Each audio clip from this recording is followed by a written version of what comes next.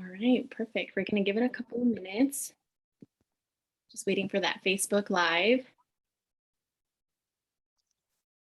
Let me know when you're good to go.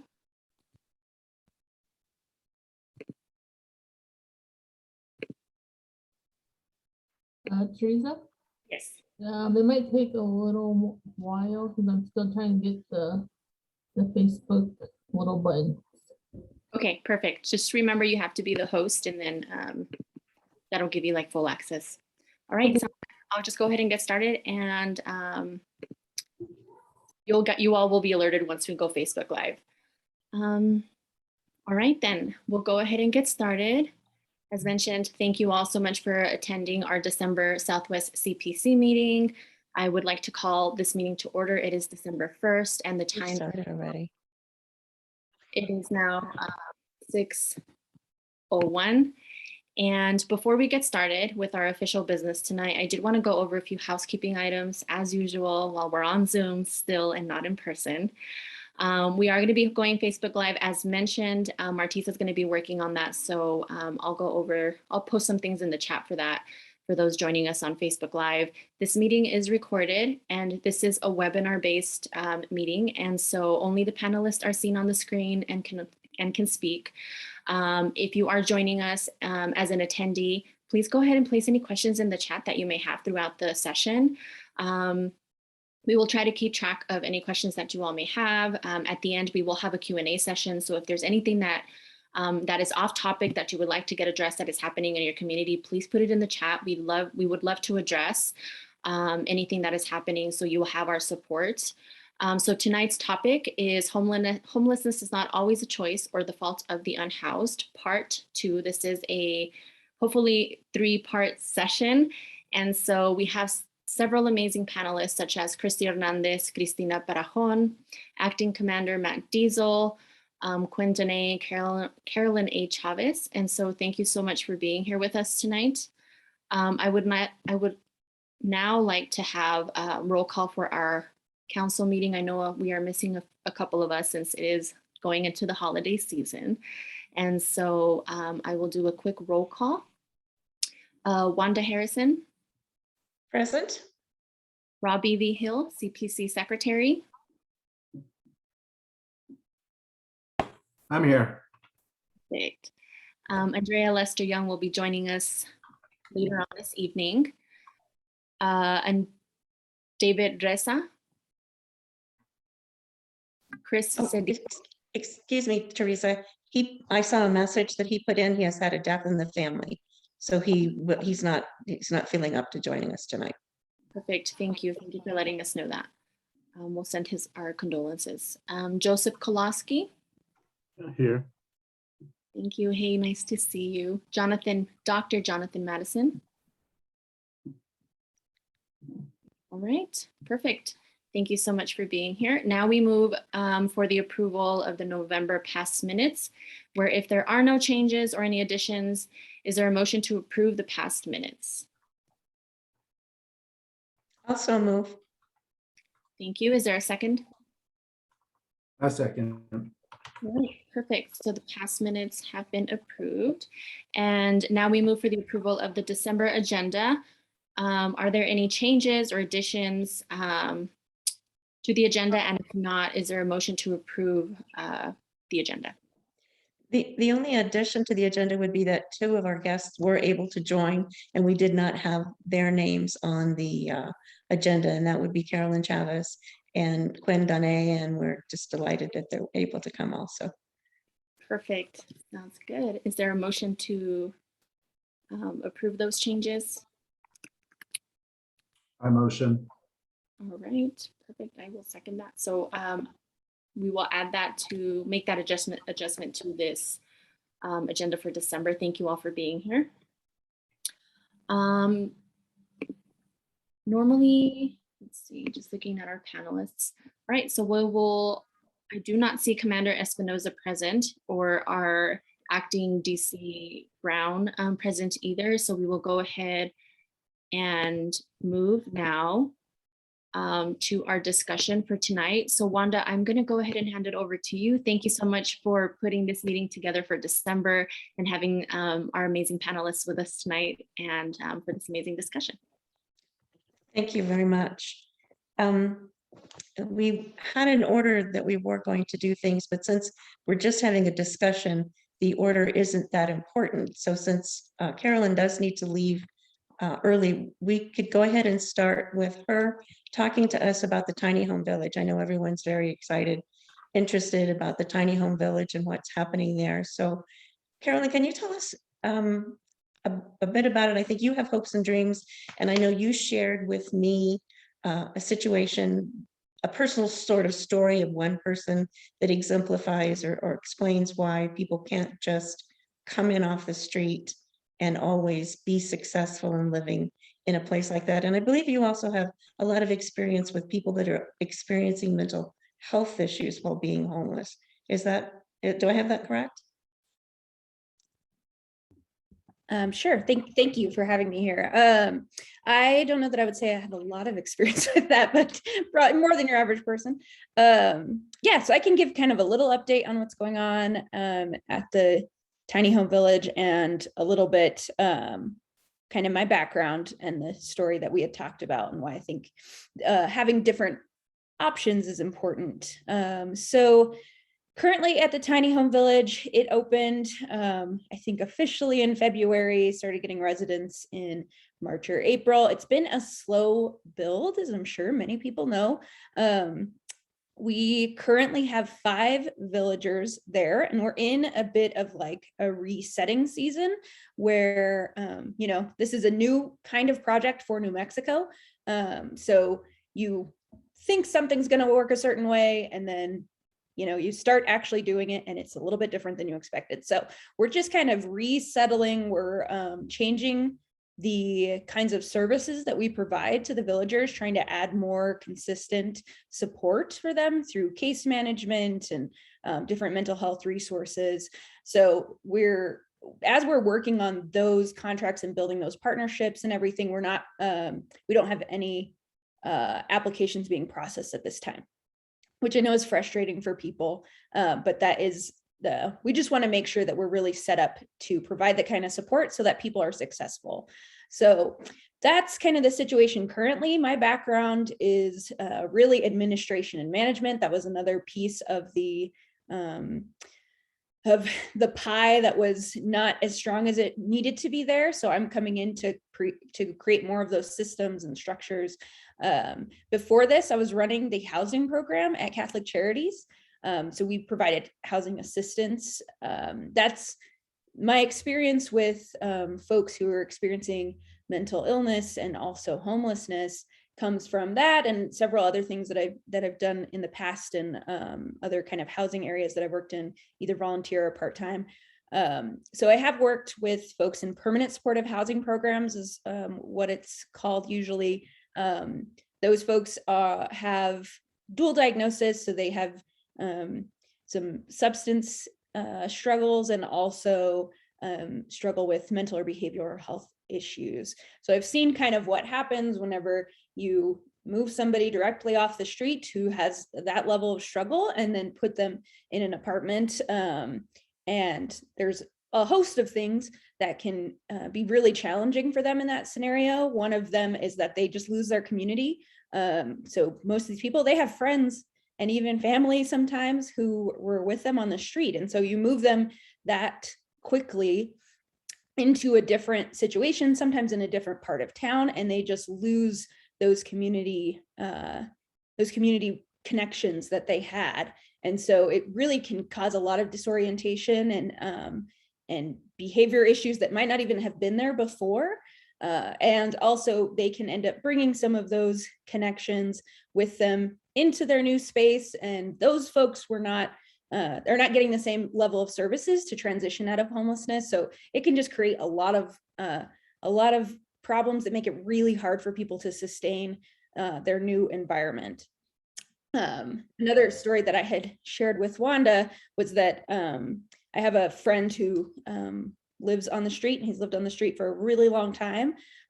He had a couple friends of his that live in the South Valley, they went and picked him up one day. He told me this story, so this is coming at you from the side, but they came and picked him up one day. They told him, we just want you to have dinner at our house. So then when he got there, he was having dinner with them, and they told him, you know what, we have an extra room. We're going to buy you clothes. You can live here as long as you want, help you get a job, help you get on your feet. And he was really excited. And then that night he tried to stay in that room, and he couldn't make it through the night. He just left, and he never talked to them again because he hadn't slept inside in 10 years. And so he was like, I just felt trapped. He couldn't mentally do it. And so had he had an intermediate step where he could have been in a different kind of space to help him transition. I mean, you can imagine if you're used to always sleeping outside to suddenly be closed in with 4 walls in a place that you're not familiar with, like how just honestly scary that would be. So for him, he would need something a little bit, a different transition. So things like the tiny home village, or doing some kind of safe outdoor spaces for folks that really help them, I think, kind of take more incremental steps and build the support that they need kind of piece by piece. That I think is really important. We do need shelters. We need more emergency more affordable housing. That's absolutely necessary, but we have to be able to meet people where they're at as well, and provide a series of different options for different people, because people end up in that situation for a myriad of different reasons, and and over a long course of time. And so we need to be able to meet them where they are and provide all those different reasons that they got there, solutions, and also things that can happen over time. It's just jolting, and I think we can all imagine what that would be like for us. Some people, though, I don't want to overcomplicate it. For some people, they can just automatically move into an apartment and just get things going and move that way. There's lots of different programs that are available for housing vouchers and stuff. I'm just advocating for those folks who are not quite in that position right now.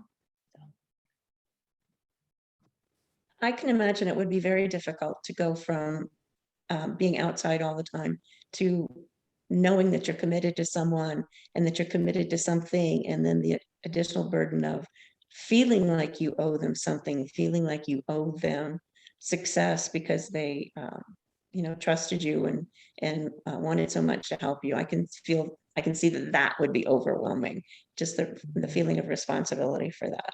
So I work a lot, or give bags and blankets and things to our PRT team here in the Southwest so that they can hand them out.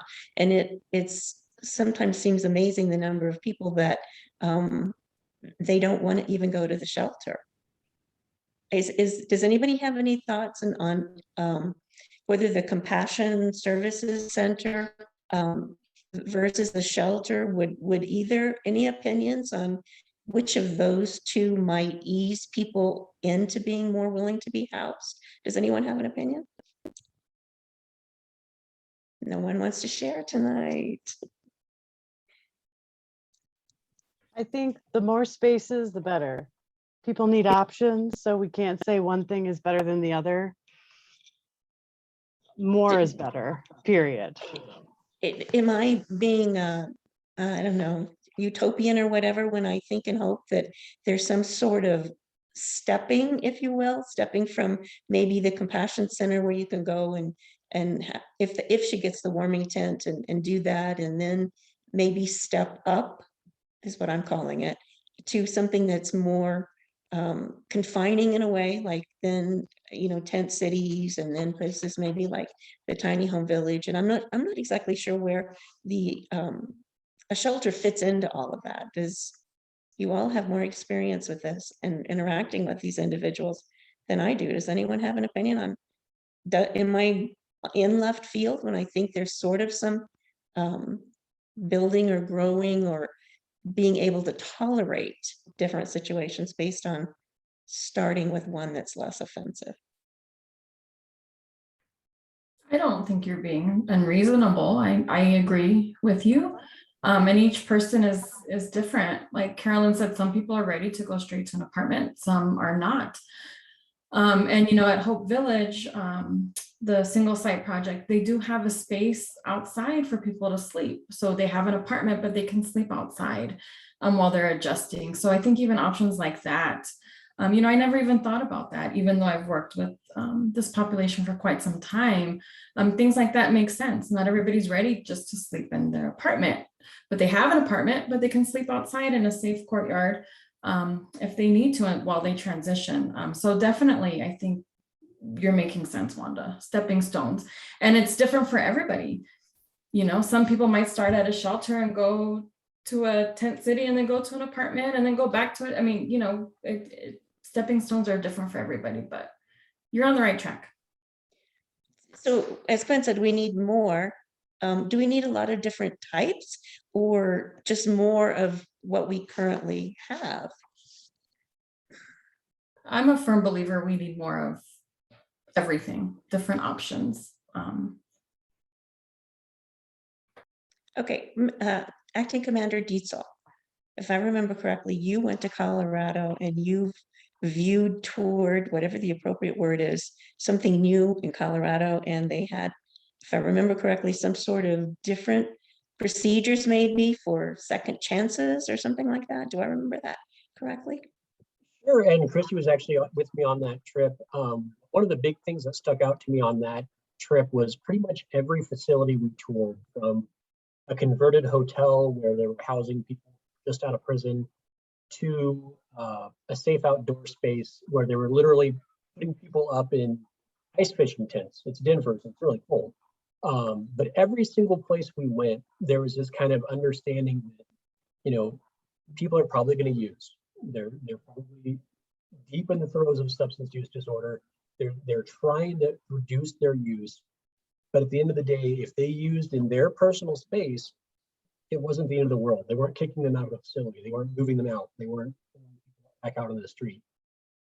There were some rules. You know, you couldn't deal to your friends, and you couldn't sell to your neighbors. You couldn't do whatever substance you do in the middle of everybody. You had to be in your space.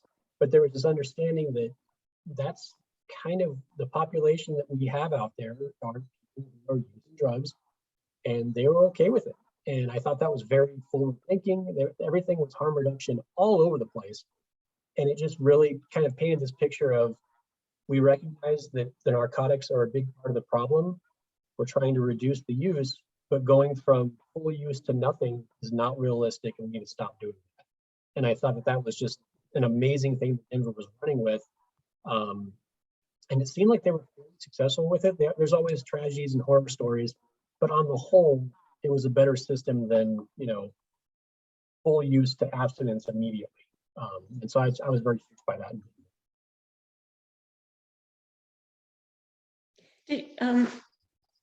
I think Christina is the one that is our data collector and helps make decisions based on that. Is anyone, and I'm assuming, and I may need to be educated myself, assume everyone is asking questions or surveying or whatever the right word is, the homeless or the unhoused that you're encountering. Is everyone doing that? And is that how Christina's been able to put her information together to make choices for the Gateway Center? Or are you only focusing on the Gateway? Is everyone participating, I guess, is what I'm trying to determine. Yeah, that's a good question. Yeah, that's what Christy and I are going to present today, is some of the data that the New Mexico Coalition to End Homelessness has collected. So they run a survey every year, but for people who are on the streets, they run it every other year. So the most recent one was 2021, but we tend to use the 2019 one. That one is like very complete. And just because of COVID and other factors. So we do have data, and that data they collect from shelters that participate, like Barrett House, like the West Side Shelter, and most shelters participate in that survey. And then they also run a point in time count that is outside, surveying people who may be living like in tents, for instance, outside. So that's kind of how we're informing some of our solutions. Carolyn, is the, anyone at the tiny home village participating in that? Or are you not trying to involve them in that sort of, what would have helped them and contribute then to the information that they are trying to use to better service the people at the gateway? So I just started at the tiny home village within the last month, so there's that. I haven't seen any formal effort toward that at this point. That doesn't mean that they didn't do it before, but at this point there hasn't been any formal piece that I've seen. I think informally those kinds of conversations are always happening, and be happy to share whatever information we have. We also do only have 5 villagers at this point, so don't want to exhaust them by pumping them for information. But yeah, I think they have lots of insights they'd probably be willing to share. Great. Andrea, do you have any questions? I'm sort of hogging this whole thing all by myself. Oh, no, honey, you're doing just fine. Sorry, I was on a little bit late. I was stuck in traffic. So I didn't get all the information on Carolyn. So, but Carolyn, you on the tiny home village, so how many applicants or how many people are staying in the village as of now? I don't know if you already said that or I didn't catch it. I'm sorry. I apologize. Yeah, I think I mentioned it before you jumped on, but quickly, we currently have 5 people who are actually living at the village, and we have paused bringing in anyone new until we shore up our services that we're providing there. So we kind of have enough to get by for the 5 that are there right now, but not enough to scale effectively. So we're working on getting more of that support in place, and then hopefully we'll be opening up the applications again really soon. Okay, and how many people are you guys trying to get in the village? So what's your we have maximum? Space, so we have 30 homes. We've talked about, what's the most effective use of this space. We'll have somewhere between 30 and 35 people on site, because we can do handful of couples as well. So each of the homes has a queen bed in it. Wonderful. So you like each home can probably have 2 or 2 it people? could, yeah, if it was the right kind of group there. That is so neat. I love this. I completely love this idea of the tiny home village. I think that's amazing. What else do I want to ask? Oh, let me ask this real quick. Do we want to know why a place like the tiny home village is necessary for the in-house to work towards reaching their full potential? Do you think this is a place where people can actually go and they'll be able to transition into their full potential and no longer have to be there? Definitely. The model is set up that they can stay. It's not a temporary shelter. It's a transitional housing program. So the goal is that we're really able to work with them toward self-sufficiency and interdependence with the community, but self-sufficiency and stability on their own, so that then they can move into a different option that makes sense for them. So that is the goal. And that's actually why we are pausing applications at this point, because getting some intensive case management in there is really going to be the key to helping people move through. So that's the direction that we're trying to go in. And are you guys trying to offer, when you said case management, is it going to be, rehab, resumes, helping them to find a job, that, along that type of case management, I should say? Mm-hmm. Yeah, so the case managers, we won't, at this point, it doesn't look like we're going to have kind of clinicians who could help through a rehab or detox situation, but we have community partners who do that work very well, and so we'll have that those connections. Right now we're connecting everyone to other services and other service providers in the community. Having that in place, the kind of on-campus case management will be that more consistent daily, helping folks identify their goals and making those steps for them, whether that is getting a job or trying to get disability or whatever they qualify for as far as those kind of programs, whatever it takes to help them kind of get self-sufficiency. One thing that I think happens a lot to folks in this situation is that they people try to identify their goals for them, and what we really want to help them be able to identify, you know, what do you want and how will that help you get there? Some people it's going to be reunification with family members, and so the goal is actually, you know, relationship centric. For other people it will be actually being able to afford a house on their own, completely self-sufficient.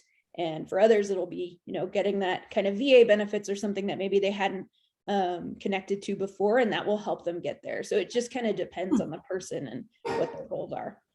Right, If you- right. Wow. Andrea, I'm sorry, honey. Go ahead. Excuse me for interrupting, but I'll ask this. We have a question in the Q&A, and Carolyn has answered most of it because it wanted to know how many, and then it touched on veterans. And I think you just said something about trying to help veterans get their benefits. Are you actively seeking veterans to be a part of the tiny home village? The eligibility requirements that we had currently, it's not specific to veterans or not, basically. We are in the process of reevaluating those eligibility requirements and kind of our onboarding process. That's another thing that we're working on right now. So we haven't identified that as like we're going to have a target number or anything like that. We're having all those conversations now. But we do have a couple veterans who live there now out of the 5. So I think we have 3 or 4 are actually veterans. So definitely part of the community that we would like to help. It's probably a good fit for a lot of those folks, but it so far hasn't been a specific target population for us. Okay, I think that answered the question in the Q&A. Did you have anything else, Andrea?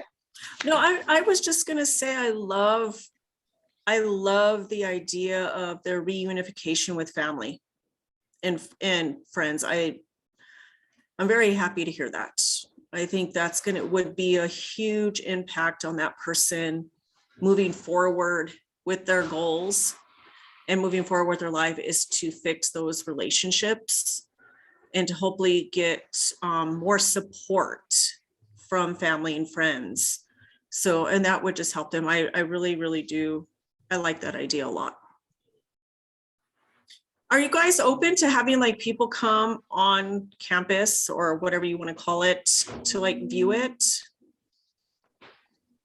It's a closed campus officially, and that's really because people live there and we don't want people like walking through our living rooms in the morning. So, but if somebody's interested and needs to come on site, they can always contact me, and I can kind of schedule that when it's appropriate. We do have folks who come on. We have volunteers and other people who come on pretty regularly. And we actually just had a fundraising event last weekend or the weekend before, and we had loads of people from the community come in and do tours and those things. So that'll probably continue to happen. Yay! And I know, I'm all. And if you guys you're accepting donations of any kind, do you need anything specific, or can you let us know that so we can put it up somewhere?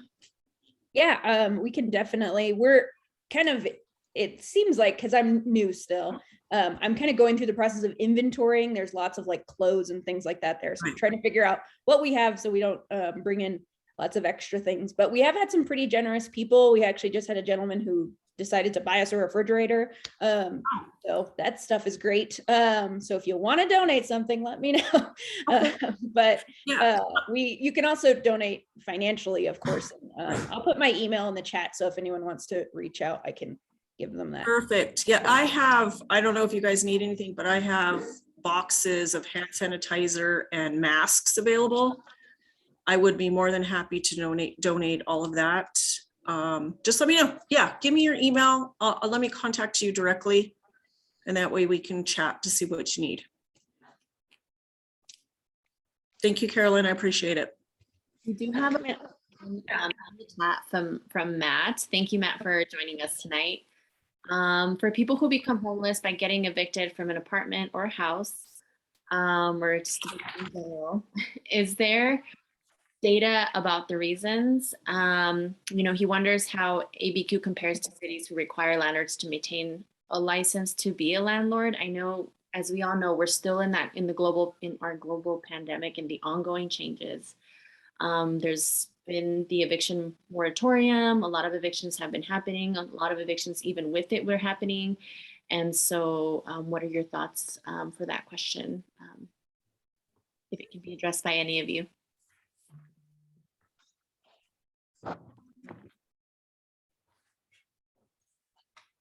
Thank you, Carolyn, for putting your email in the chat.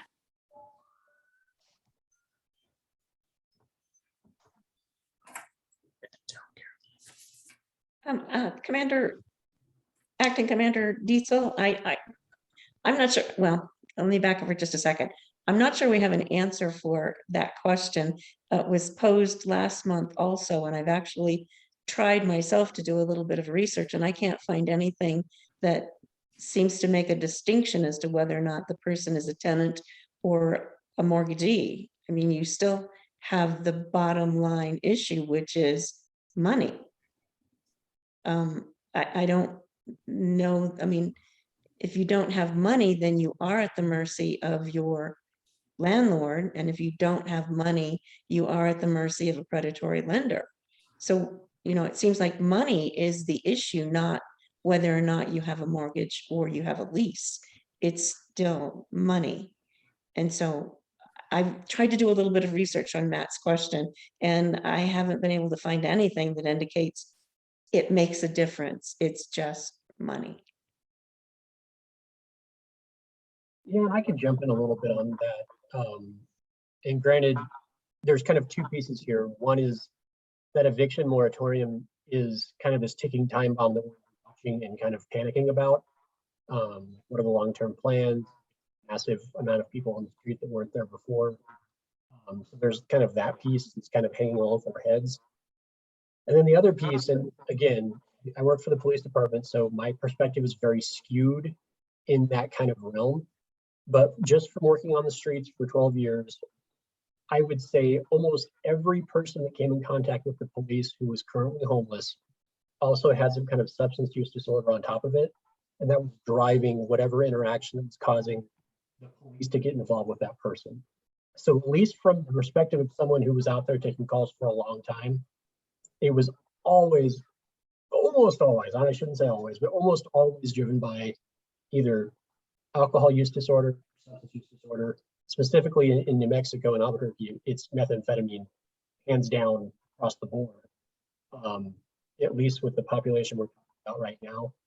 But for me, it's not even so much resources, although that's a big piece of it. It's getting a handle on that substance use disorder in some way to get them housed kind of as the next step. Housing first is like the golden model, right? And I agree with that. But I think a lot of the issues that we see are people that just kind of get into housing and then go back up the street for the next hit of the drug of choice. And again, my experience is extremely skewed because there is a huge population of people that are on the streets right now that the police don't interact with on a regular basis. But the ones that we remember in our psyche as police officers are the ones that are in the middle of the street, boisterous, violent, angry, taking their clothes off at 3 o'clock in the morning. That is a classic methamphetamine symptom that police see all the time across the nation. And so when we see these things, it kind of skews our perspective. So I don't know if that's helpful, but at least from the police side, the substances are just driving so much of this.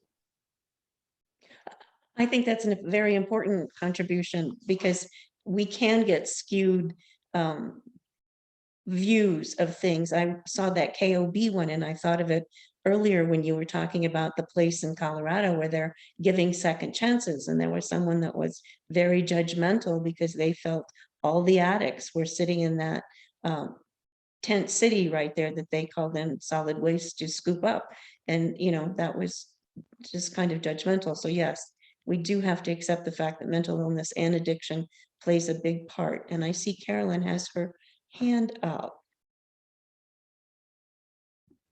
Yes, I just had another skewed opinion from my background is another issue that we have here in New Mexico is source of income discrimination. So a lot of times it's not just folks who don't have money that are ending up in this eviction situation, but we have several folks at Catholic Charities, and it just got increasingly more difficult during COVID, that had a voucher that would pay their rent completely, even in a lot of cases, and landlords would not accept it. So it was a consistent source of income, and landlords refused to take it. So a lot of that is stigmas against poverty and against government programs. Some of it is people just being concerned for a variety of reasons. And I'm not here to hate on landlords at all, because a lot of our landlords here are not high income individuals or anything like that. We have some people who are just trying to make it, but we do have a big problem, especially in Albuquerque, with source of income discrimination, where we have loads of people who have housing vouchers who can't find a place to live. So. And Carolyn, do you happen to know why that is happening? Or another question, and I know we did this on our last month and you weren't a part of that, was, do you actually think that if maybe the city or state provided landlords with, say, like a tax break or something to help them, to continue to lease, their property to people with vouchers, would that help? I do know a lot of landlords have decided not to do that anymore because of issues with property damage, and that kind of stuff. But maybe if they were able to get something through the city or the state to help them with that, they would be able to continue to lease to people and accept vouchers. I don't know. I guess what I'm saying is I don't know where the, like the middle point is for everybody. Yeah, I think those are good points. We definitely saw an increase in this problem because of COVID. And that really came from just the housing market getting the way that it did. And for a lot of landlords, we had people who would work with us with vouchers who suddenly stopped, because if they kind of kicked out the person they had currently, and however they did that, there's ways to get around that eviction moratorium, then they could rent that apartment for $400, $500 more to someone else. And the vouchers still have a cap on kind of what's considered fair market rent. So that really hamstrung us a lot, but it has been a problem long before COVID as well. And I think part of that is the stigma around the kind of damage that may come to a property because of renting to somebody in poverty. And those, there's some movement toward trying to create a landlord mitigation fund that landlords could tap into if something like that were to happen. In other cities, in other places where they have those, like, people don't use that money very often, because honestly, most of the time it's totally fine, but it just would give them that sense of safety, I guess, for their property. So Definitely. Oh, okay. Well, thank you for that information. I do appreciate that. As a landlord myself, I know that Section 8 is a possibility or an option, but the difficulty I found was that I could rent the house for more than the market value for renting it was more than Section 8 was willing to pay. And I then, of course, refused to break the law by accepting the Section 8 and then letting them make up the difference. So that was the reason I couldn't rent to Section 8. Not that I felt that they would do any more damage than anybody else I ever had that actually paid the full rent, but that was an issue. So, Commander Dietzel, earlier we were going to talk a little bit about what did you view in Colorado? You saw a different sort of thing that we don't have here in Albuquerque, correct? Sure. So, the reason I was on that trip was to kind of see the crisis stabilization and the triage center, which is something that we don't have in Albuquerque. And that's for the behavioral health, mental health side of this population. Right now in Albuquerque, we have really three options as a police officer. The first one's do nothing, which is usually what happens on these calls with our data. The second is if there's criminal charges, to make an arrest. And the third is if they're threatening themselves or someone else, we take them to the emergency room. And we're lucky that UNM has a pretty substantial psychiatric emergency room. But other than that, those options are pretty limited. And so right now, we're really kind of pushing here in the city is to get a crisis triage center where family members, law enforcement, EMTs can take people who need a little bit of help on the behavioral health side, but not full hospitalization like we're doing now. We're basically contributing to an already huge problem of COVID hitting ERs hard. And then you have a bunch of police officers bringing people who are threatening self-harm into the ER on top of it. And it's just not a good recipe right now, especially with a virus that's just kind of ravaging the city. But that's like the big thing that we toured that I'm just so impressed with. So the first floor of that 3-story building was a triage center for, okay, where do you need to go? Do you need to go to the ER? Do you need to go to a shelter? What supportive housing do you need? What behavioral health connections do you need? And that was the first floor. The second floor was basically like a 30-day stay where you could kind of get stabilized. Maybe you sign up for SSI or some kind of supportive program. And then once you're good, you can leave. And this is all voluntary. And then the third floor it was essentially an emergency shelter for people with behavioral health issues where they could stay significantly longer. And each floor of the building had a different license. So the triage center was essentially just an ER for behavioral health. And then the third floor actually was essentially a shelter license in terms of the zoning and how the city handled it. But I just thought that was really cool that they had all three in one building. And so you could literally go from the first floor to the top. And by the time you got up, you were hopefully in a much more stable place when you walked in. And if I can add to that, one of the things that I was really impressed with, and I may be a little biased, but the folks on the third floor were mostly provided services through assertive community treatment teams, which are highly effective, and we don't have enough of here. And so for people with mental health challenges, with the substance abuse issues, we need more of those. And was their main form of treatment, which I think also aided to the success in people when they were discharged from that facility. It sounds like an amazing place. Quinn, you used to work on the Gateway, correct?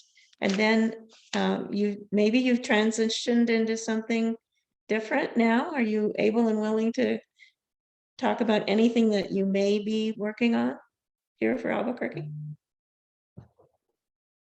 Wanda, since leaving the city of Albuquerque, I've just been on an adventure of independent contracting. And so what that means is I've been filling my time with working specifically in training, coaching, and also in housing and homelessness.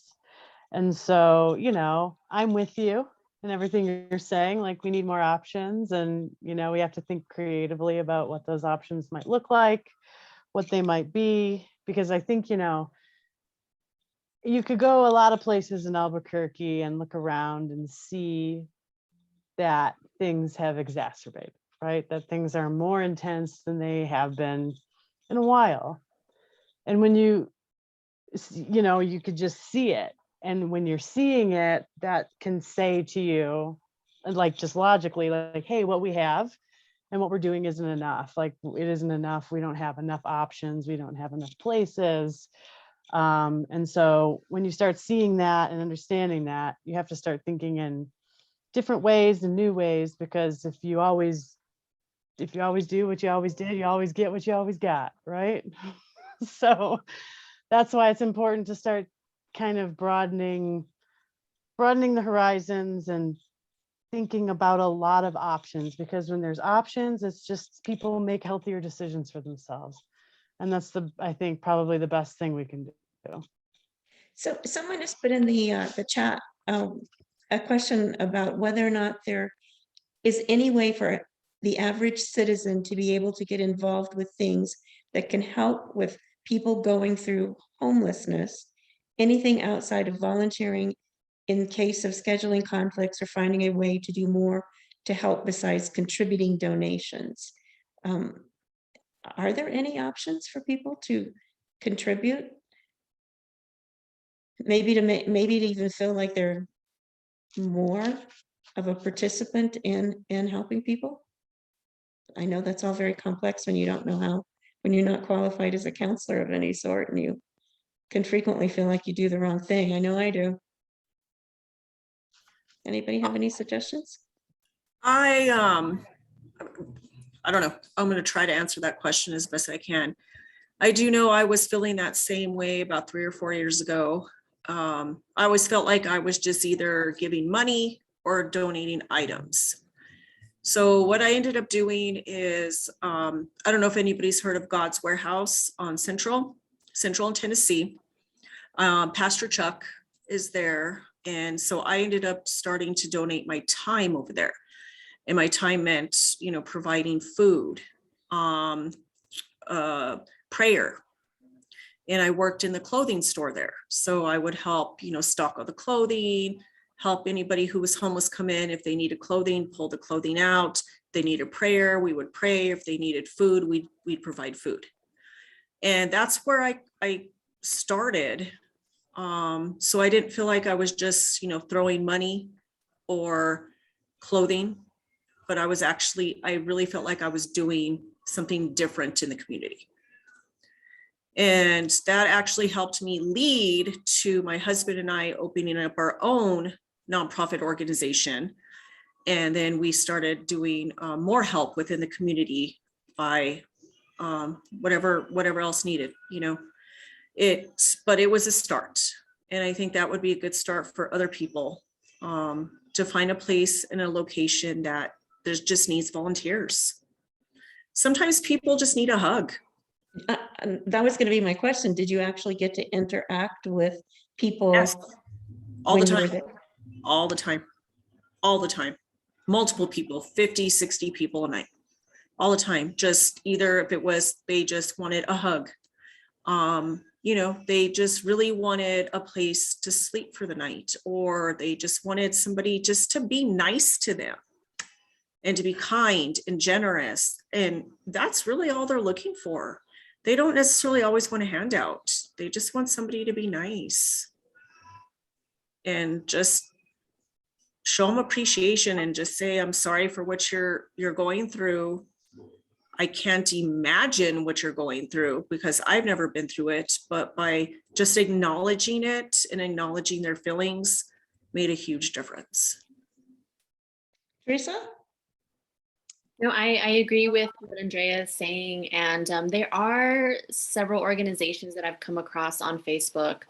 There is one particular organization, putting a plug in there, Rebels with the Cause. They have an event that's called God's Misfits. So they're a biker club. So they go out bi-weekly to do outreach.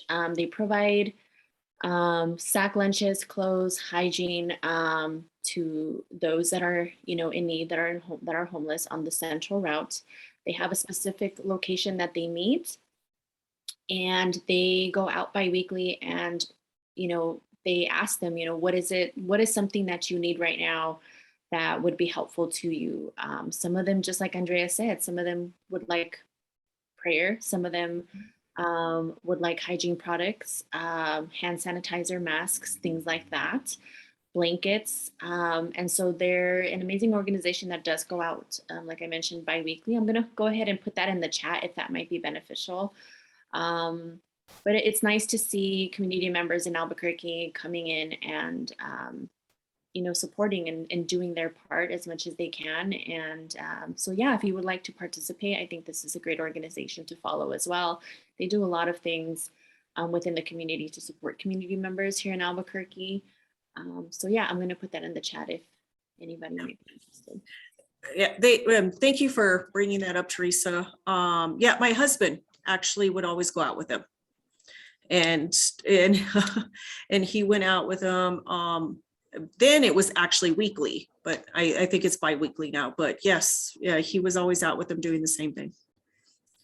So I think it's a good start for people. There's Thanks, plenty of Wanda. organizations. Yeah, thanks a lot for sharing those. I think that's really important to give everybody a hint as to where you can go and work something into your schedule. If we can find, maybe we can come up with a lot and post it on our Facebook page. If we can find a lot of different options for people where maybe they can go and give their time and work it in. And Christy, there's someone that's asked another question. It's about addiction therapists on board with any of these wonderful programs, employment assistance. We pretty much heard from Carolyn that that's not yet set up at the tiny home village, but am I understanding correctly that that will be a part of the gateway? The That I treatment? don't know for sure. I do know that we will have case management, peer support, and housing navigation. As far as like the more clinical therapist stuff, I don't know for sure how that's going to be incorporated.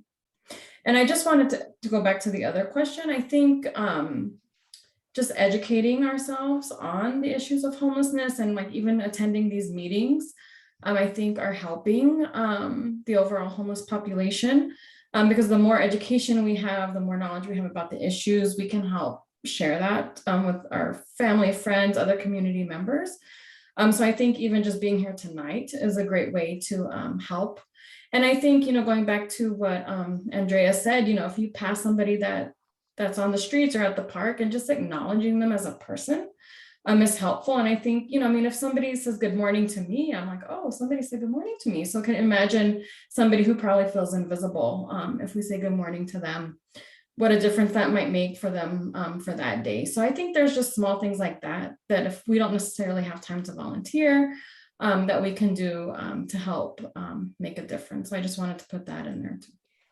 I agree. Just looking them in the eye and, maybe giving a smile and acknowledging that there is a human being standing there in front of you is, I think it's a great morale booster for them. I don't know that anyone here tonight can answer this question, but I feel really frustrated about the solid waste scooping up people's possessions issue. How can anyone ever begin to get ahead if we're continually taking away everything they have and they can never feel safe? I mean, I heard that they give 72 hours notice, but I don't think I've ever heard of a success story where they gave 72 hours notice. I've heard more stories about people losing everything that they had because they went away for breakfast. Maybe they didn't get the 72-hour notice. They weren't there 72 hours before. I don't know, but does anybody have any thoughts on how do we resolve the solid waste scooping up with people thinking they're trash?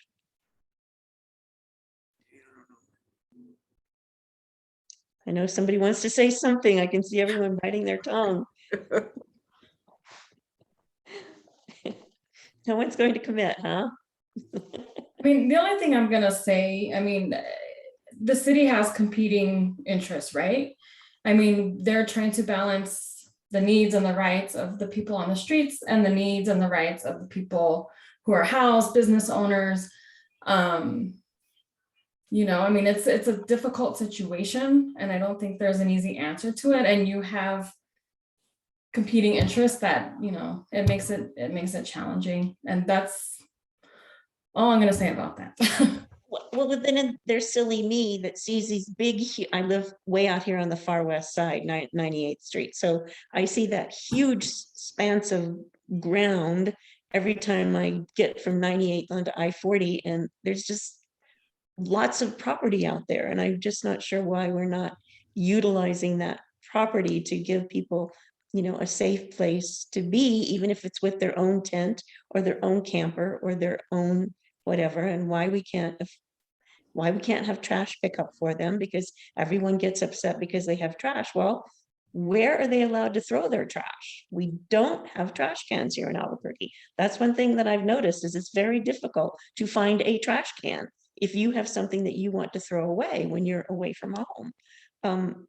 And why can't we have porta potties? And why can't we as a city and compassionate people do things to help people that need a good night's sleep so that they can start to think about making their life better. I mean, how can you think about making your life better if you can't sleep comfortably or even feel somewhat safe overnight? Andrea? And how do we go about doing that? So, you know, how do we go about, I see everywhere in Albuquerque, there's always lots, empty lots everywhere. How do we go about procuring those lots and then putting tents or little tiny homes? Or I've seen on TikTok, and I shared it with Wanda, this gentleman in Oregon who's helping the homeless population there, because according to them, they have a large homeless population, and he's building this huge van, or I don't even know, this huge van that has all these little places where people can sleep, and he's putting it on empty lots. I understand it all requires money, but how do we do that? How do we get the city to allow us to procure this land or this lot to put this on, and to get the homeless people onto this land and out of the neighborhoods and everything else? I know that was really a big question. I mean, it is a big question, but it's All right. the thing that's really tricky about land use is zoning. And every parcel of land has a very specific zoning code and use. And it's not as simple as just owning your property and allowing people to camp on it. It is there, the loopholes that you must find are small. But also you can move to change your zoning code on your property. Will it happen? That's up to the zoning and planning people. I don't know what their life is. But also, like, you can research and find out, like, what is the specific zoning code that I need to be able to do this? Right. Can where I live allow me to change this zoning code so I can have this happen? It's a bureaucratic process. It really is. But it's interesting, you know, we have to find a balance between the protection of property and the protection of people. Is it about justice or is it about balance? Who knows? Probably a little bit of both, right? But what is justice anyway? There's a comment in the chat that says, is greater good a common value and encouraged through policy? Anybody got an idea? I wish it was. Me The too. common good is probably relative, right? I've been thinking, what is that? One man's treasure is another man's trash, or do I have it backwards? Yeah, Yeah, but I totally get what you're saying. yeah, seriously. Well, I think we should, I can go on and on forever, but I think we should let Christy and Christina tell us a little bit about the Gateway Center and where we're getting, and what can we hope for? Have we given you some solutions so that you can make it all better with our discussion tonight? Who wants to be first? You want to pull up the? Yeah, I'll pull up the slides.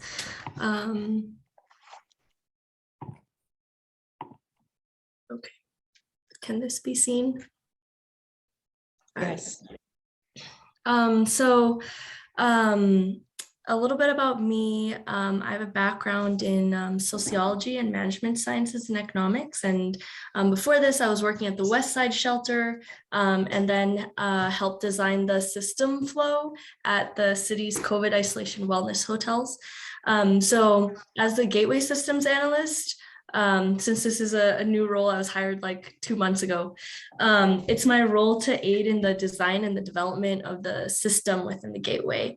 So like the intake, the exit, the interagency coordination, and then also perform the monitoring and evaluation to make sure the program is going well. So asking questions like, how fast are we able to house people that are, living at the Gateway? Are there any barriers that are keeping people from being housed? What are those barriers? And then even questions like right now, we're asking ourselves, what does a safe waiting area look like? So as you can imagine, this involves a lot of data collection and processing. So I'm going to walk through a little bit about the data that we've pulled together so far and how that data has informed the Gateway Center so far. So you'll see here some statistics. I'm going to throw some statistics at you, and then I'll talk a little bit later about like how each of those has informed our policy. So these statistics are from the New Mexico Coalition to End Homelessness, which is what I was talking about earlier, Wanda, which they are, they run this survey every other year. There are also other databases like HMIS, but this one publishes a report every year. So you could just go on the New Mexico Coalition to End Homelessness and find these, find the reports for every year starting in like 2008 or something like that. So just looking at the situation right now, this is from the 2019 one. There's about 1,524 people experiencing homelessness on any given night. So that could be people who are living in shelters. That could also be people who are on the streets. That could be people who are in other supportive housing, transitional housing. And then 4/5 of the population experiencing homelessness are single adults. And 2/3 of that population of single adults are male. So we've been talking a lot about these other things as well, like mental health or substance abuse. So 45% of people in this survey identified with a mental health condition, and then 43% identified with substance use. And then 62% are chronically homeless. And that means chronically homeless means that you're living or residing in a place not meant for human habitation or in an emergency shelter continuously for at least 1 year.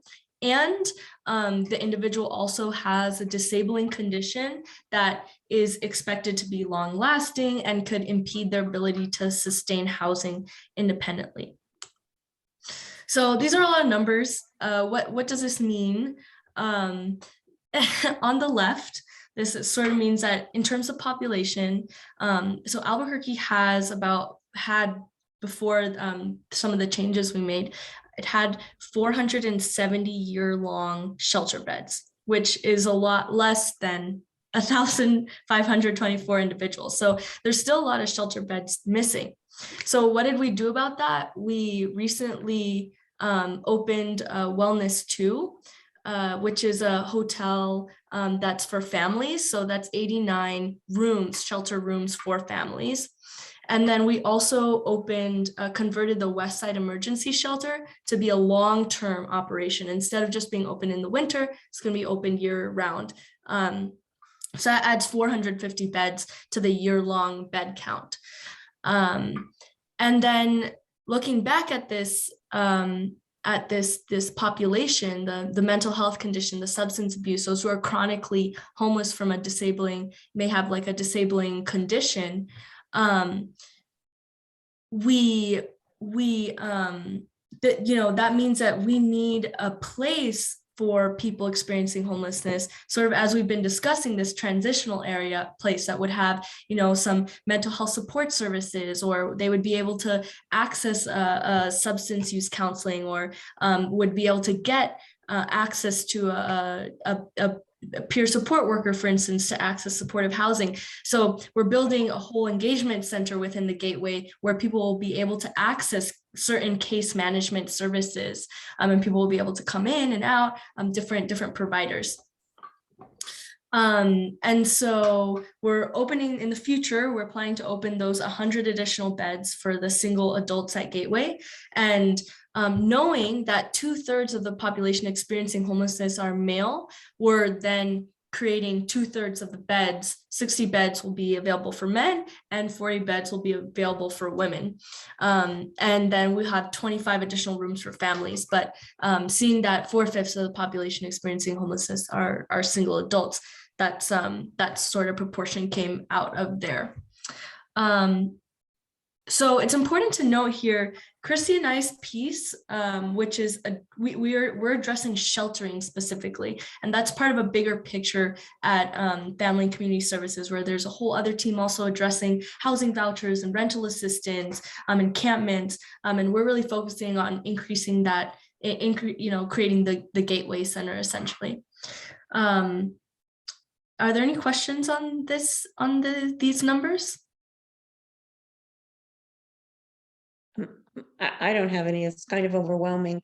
And I don't see anything in the. Yeah, take a Q&A in the screenshot. chat. Take a look later. No, it's interesting information, but it's oh my goodness, how do we ever win? Yeah, and so sort of how have we arrived here at the Gateway? Over the past 2 years, Family Community Services has engaged in multiple assessments to determine needs and see, exactly your question, Wanda, how can we win? So starting in 2019, this is a list of all the studies that we've done to sort of see what it is that what is our next move in order to help decrease to decrease population. And we have many different authors. We have our very own Family Community Services did study. We also hired Barbara Poppy and Associates, Frank Mirabal, associate professor at UNM, the Urban Institute. And here we've gotten, from all these, we've gotten some recommendations that are now going to be brought to fruition in the Gateway. So some of those recommendations have been, like a behavioral health triage center, just as Matt Dietzel was talking about, like in Colorado. We just need to increase beds. We need services at the shelter to meet people where they're at, somewhere that's low barrier and trauma informed, a more enhanced coordinated entry system. So I'm gonna let Christy talk about how the Gateway is going to add a lot of those things.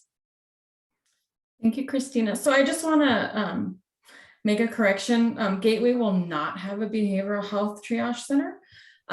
Christina and I have been in a lot of meetings in the last few months since we started. So I think we got our wires crossed somewhere, but there will be a first responder drop off. So if there's somebody that's needing shelter or kind of a place to land, the police or the fire department won't have to take them to the hospital or jail. We are currently working with Chief Ortiz and Acting Commander Dietzel about what that's going to look like, what kind of staffing we need, the design of that. So we're incorporating the experts in that. And we'll kind of go from there with that. So as Christina said, 100 beds for single adults and 25 beds for family.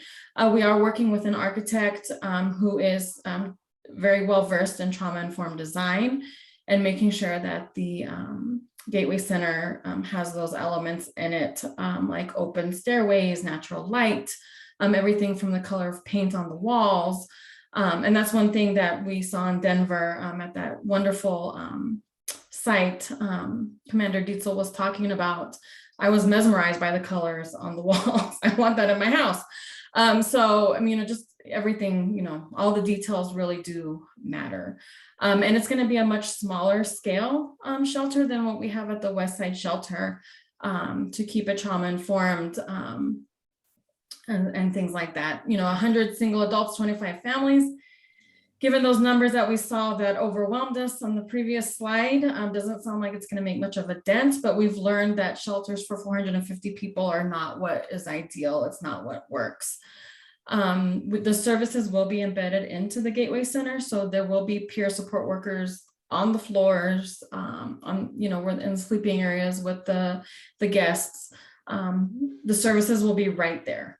People aren't going to have to wander out to find the services.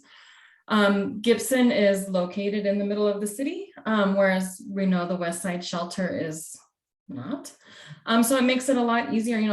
Christina and I have also been doing just random outreach in the parks, talking to the folks in the parks. And the main reason they don't access the West Side Shelter, according to them, is because it's too far. And quite honestly, I would be worried that I'd be stuck in town and not have a way if I miss the bus. If you're disoriented or intoxicated or, have mental health challenges and you don't know where to find the bus, it's scary. And I, can't say, I don't blame them. So having something in town, I think, we're sending a message sometimes to the West Side Shelter. It's what we have now and we're doing the best we can with it. But I think it's showing like, well, you belong way out there and the rest of us belong in town. Whereas I think we all agree that we all belong in the community together. And so all these studies that Christina talked about, all of those were done before Christina and I came on board, but they did inform the administrative policies and operational plan that the city has posted on the website. So that's some guiding documents to help us really build out what the Gateway Center is going to be. And you can go to the next slide, Christina. So as Quinn was talking about, zoning, you can't just build everything anywhere you want to. So zoning at the Gibson Center, the old Loveless Hospital, we've had to get special permits from the city to have overnight shelter there. Currently working on a good neighbor agreement with the 5 neighborhood associations closest to Gibson. We want to be a good neighbor. And we really, we value the input from the 5 neighborhood associations around us. So we're working on that. There is an email address there, gatewayinput@cabq.gov, if there's any questions. And Christina and I have been hosting a gathering at Gibson every Wednesday at 4 o'clock. Just an informal, like, hey, come over here and get to know us and talk about what's going on. So there's just some of the ways that we're trying to stay connected. Christina and I have also done a lot of outreach in our short time on our jobs with different city departments, different community partners. 2 weeks ago on the 18th, we had a service provider input session that was held at Gibson. I think we had about 40 people attend from various agencies, receive their input. We've been doing lived experience input at Compassion Center, Casa Q, the Transgender Resource Center. We've done our informal outreach at the parks, just really trying to get everybody's input, from business owners to neighborhood associations to service providers to the people that may or may not be utilizing the shelter in the design. So we've kind of, I've been there, I think, 3 or 4 months. Christina's been there too. So we're still fairly new, but we've done a lot of outreach and work trying to get this thing up and running. And then the last slide is where you can find more information, the documents, all of that for your reading pleasure, if you would like to know more. So that's kind of a very brief update on what is going on at the Gateway Center. Christy, there's a question. How will Gateway collaborate with Family Advocate Center that has performed for over 10 years with all services under one roof? That is from Stephen Archuleta. So I know there was a newspaper article a few weeks ago about that. So we are currently working on getting meetings set up with the Advocacy Center to see how they're operating, what's working for them. And, I'm sure the Gateway Center is going to collaborate with them and everybody else in town, getting people assistance. So like I said, Christina and I are fairly new. We're still learning our way around, learning the ropes, connecting with people, but that is on our radar to do. Okay, do you think that it's the color and all the efforts to make this center, I don't want to say more pleasing, but maybe less ominous? I'm not sure how to phrase it, but that effort that you're making to make it more comfortable, or visually pleasing at least. Do we think that that will have some effect on the people that are unwilling to go to a shelter? Is that the goal behind all those amenities, or whatever the right word is? I would say so. The more amenities you have, so to speak, I think the more attractive it is for people. I can see it's overwhelming going into a shelter that has 450 people. The sleeping areas at the gateway will be, I think, 10 to 15 per area, which is a lot less than a lot of shelters we saw. Commander Dietzel and I saw a shelter in Phoenix, and I was overwhelmed just walking through it, and I wasn't even staying there, and it was huge and loud. And so yes, we're really trying to tailor it and have those amenities. People won't have to leave during the day. There will be food there. There'll be snacks. There'll be laundry. There'll be, all the basic things that we need as human beings to really try to make people feel comfortable there. And part of my goal, and I may be optimistic and totally in left field, but part of my goal for having Christina and I go to the parks to talk to the people in the neighborhood, so when it is open, they can say, oh yeah, I remember those girls from the city, and yeah, I want to try it out. And a lot of people we've talked to are just so honored. You would think we were somebody really important, talking to them and just taking the time to educate them on what's going on at Gibson. A lot of the people in the neighborhood that are experiencing homelessness don't even know what's going on there. So that's also one of my dreams, is to try to build some rapport and let them know, like, hey, those people really do care about us. Maybe we can give it a try. And it's not going to be for everybody. It's not going to solve the homeless problem in Albuquerque, but it is an option. In one of, like tiny homes is an option, and the warming center with Pastor Landry, and, whatever other projects are in the works, and it's moving along. And so, we might as well try to make it the best it can be and accommodating to the people that need it. So they won't be required to leave during the day. If they spend the night, they can also spend the day. They don't have to leave just because it's sunup. Right. And I know that was a concern with the neighbors. They thought we were going to open the doors at like 6 a.m. and let everybody just go. Of course, people can leave if they want. I mean, it's not a jail. We can't hold people hostage. But there will be a safe place for them to be during the day. And we've already received lots of calls from people that want to come in and do arts and crafts and yoga and job training and, all kinds of stuff. So there's a lot of interest in the community to provide activities and resources and things that people need to stay engaged during the day. And, there'll be a common area for them. There's going to be outdoor space. They will be allowed to bring their pets as long as, there's able to be maintained and it's safe for everybody. We know that's a barrier of people not wanting to access shelter because they can't bring their pets. If people are intoxicated or under the influence of a substance and they're able to maintain safety, they'll be allowed to come in. We saw a lot of shelters in Arizona where they breathalyze people, and if they're intoxicated, they can't come back in. So, we've recognized that there are a lot of barriers for people not accessing services. So really trying to reduce those barriers and have the additional supports and services to make it successful for them. And if people want to donate items or anything, are you guys accepting donations?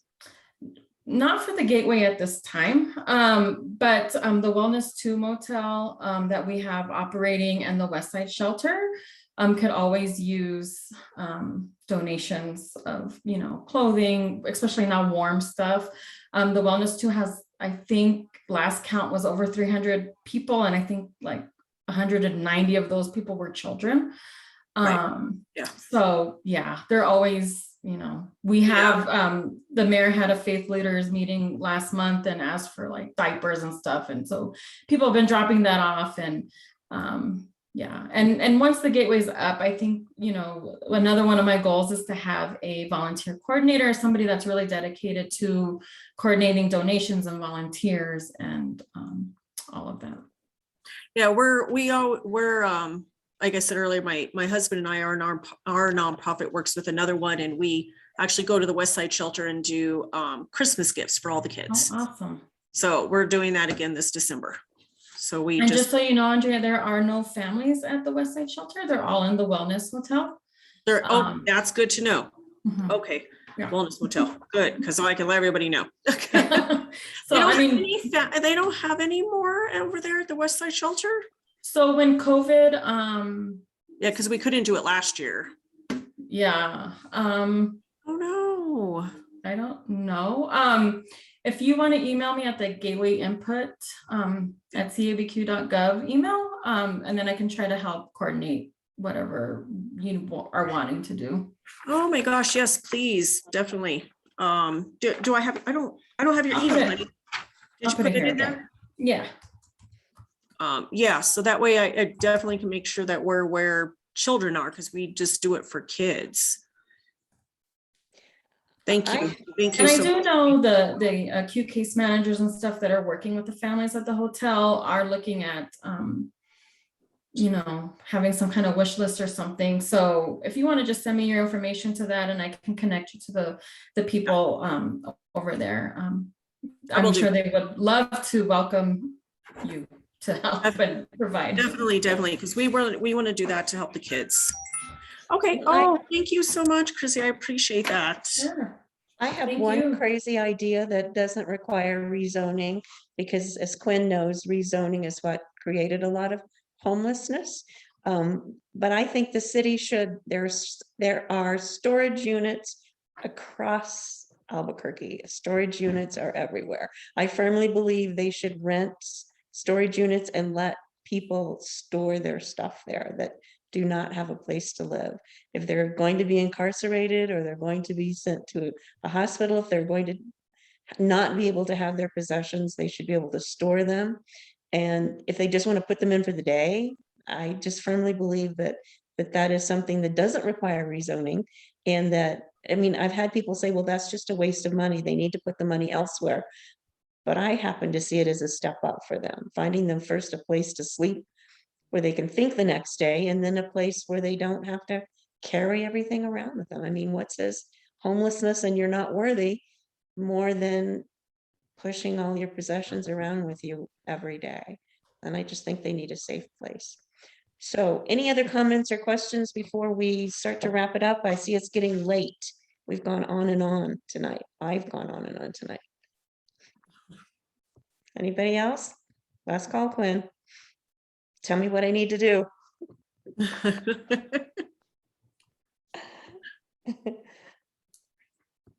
You're doing what you need to do. You're always a compassionate leader in your community, Wanda. Absolutely. So just keep Thanks. it up. Keep up what you're doing. All right, thanks. Anybody else? Any other questions that we've missed? Any comments? There's one question. I don't know if any of us know this, but does anyone else know the zoning of all the homes creeping up on the side of the Sandia Mount? I think it's supposed to be mountains from Lomas. Anybody have any idea? Yeah, the Sandia Mountains from Lomas. I don't make it out that way frequently enough to even know that there's a building going on, so I'm not helpful. I mean, if you're talking like literally Lomas to the foothills, I mean, that's pretty fancy. The more east you go. So I'm assuming not for shelter, nor would people want it. I'm just guessing. You never know though. Yeah, they're not gonna want that there. Anyone else? Everyone feels talked out. Teresa, it must be your turn. Hey, yeah, I was like waiting, but all right. Well, thank you all so much for this very important discussion.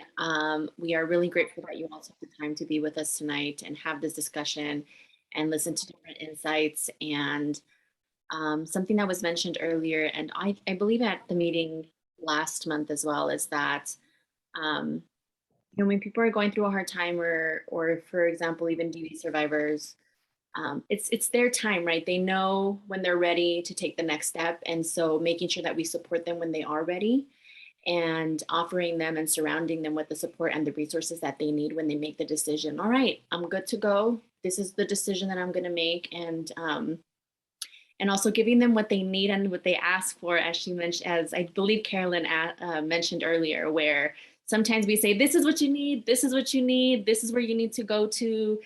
And it's really just taking the time to be their advocate and listening to what their needs are, what they need at the moment, and supporting them to get or attain what they need, and giving them the tools to do so. So when they're ready to make that decision, we're there for them. And we can offer them the resources that they're requesting or that they need at the time. And so we did have a couple of minutes, I guess, reserved for any questions within the community that we may have. And so I know that our commander is not here. He is also in transition. We have a new commander coming in, DC Brown, and so he's also not here tonight. And so maybe we will save the questions that might be within our community for next month. We will be hosting a meeting in January, so we hope that you all attend. This is going to be part 3. We will have newly elected candidates coming on for that session, and so if you all can attend, it'll be the same week. Please share with your community. If you want to become a member of the Southwest CPC, please also email me or email our Southwest CPC Secretary, Robbie Wehil, so that way we can start inviting you to our planning meetings. We would love to continue expanding our Southwest CPC. So if you know anybody that would be interested in becoming a council member, please invite them to attend. And so we will see you in January. Please be safe during the holidays. Happy holidays, Merry Christmas, Happy Hanukkah, all of the stuff that's happening. We hope that you are all safe with COVID and spend it with your families. And Wanda, you have your hand up. I did. It's a comment on your comment about being ready to give and when somebody's available and ready for help. I saw a note, I think it may have been on Twitter, where I have to change my ways because when they ask me for a cigarette, that's really what they want, is a cigarette. And I'm a non-smoker, so I can't help, but I usually just try to tease them and say, well, that's not healthy. And I can usually get a laugh from them, but I now have to figure out, what am I going to do instead? I can't give a cigarette because I don't smoke, but they were saying that, well, that's what I really needed. I really needed a cigarette. I didn't need it for having lunch. I needed a cigarette. So I just wanted to say, anybody that has suggestions for helping me overcome that hurdle when they ask me for a cigarette, what am I going to do instead? I would appreciate that. Thanks, Wanda. All right, everybody, 7:27. We're a little bit early. We're not ending right at 7:30. So I hope you all enjoy the rest of your night. Again, thank you all for being here. And we look forward to seeing you all in January. Our meetings are held the first Wednesday of the month at 6 p.m. And we'll see you then. Take care.